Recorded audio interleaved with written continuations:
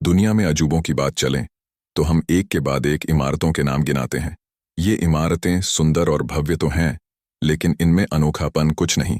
वहीं कुदरत के पास एक से बढ़कर एक ऐसे रहस्य हैं जिनका और छोर नहीं मिलता। रोमेनियन कस्बे कॉस्टेस्टी के लिविंग स्टोन्स ऐसी ही चीज हैं। वे चलते फिरते और बच्चों को जन्म देते लगते हैं। लंबे समय तक लोग उन्हें चमत्कारी पत्थर मानते रहे। बाद में उन्हें ट्रोवेंट्स कहा जाने लगा। किस तरह के होते हैं पत्थर? ट्रोवेंट शब्द जर्मन टर्म सैंडस्टाइन कॉन्क्रीशंस से आया है, जिसका मतलब है सीमेंट की तरह की रेत। ये अलग अलग शेप और साइज के हो सकते हैं, लेकिन ज्यादातर ये अंडाकार और चिकने दिखते हैं।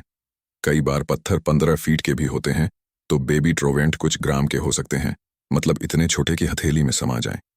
बाद में इनका आकार बढ़ता चला जाता है। लोग इसे एलियन पॉड भी मानने लगे थे 18वीं सदी में। जब पहली बार लोगों का इस पर ध्यान गया तो वे डर गए। पहले उन्हें डायनासोर के अंडों का जीवाश्म समझा गया, फिर एलियन पॉड समझा जाने लगा जो धरती के लोगों पर नजर रखने आए थे।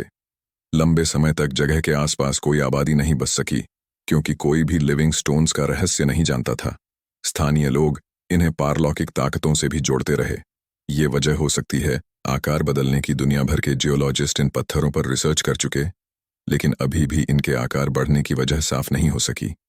असल में जीवाश्म विज्ञानियों का मानना है कि ये 6 मिलियन साल पुराने पत्थर हैं, जो बलुआ पत्थर यानी ग्रिट स्टोन्स से बने हैं।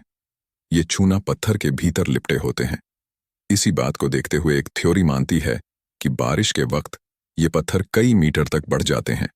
इसका कारण इनमें मौजूद मिनरल सॉल्ट की भारी मात्रा हो सकती है, जो पानी पड़ते ही फैलने लग जाती है। हालांकि इस पर भी वैज्ञानिक ही सहमत नहीं हो सके। पत्थरों पर दिखती हैं एज रिंग्स। रिसर्चरों का कहना है कि हर 1000 साल में ट्रोवेंट्स लगभग 1.5 से 2 इंच 4 से 5 सेंटीमीटर बढ़ जाते हैं। पत्थर पर यह ग्रोथ बल्बनुमा होती है, यानी उस पर एक छोटा उभार हो आता है। इसी बात को देखकर कहा जाता है कि पत्थरों से बच्चों का जन्म हो रहा है। लेकिन इसमें कई अनोखी चीजें हैं जो आमतौर पर जिंदा पेड़ों में दिखती हैं, जैसे एज रिंग्स। पत्थरों पर निकले उभारों को अगर काटा जाए तो उनके भीतर छल्लेनुमा शेप दिखता है, जो पुराने पेड़ों के भीतर होता है।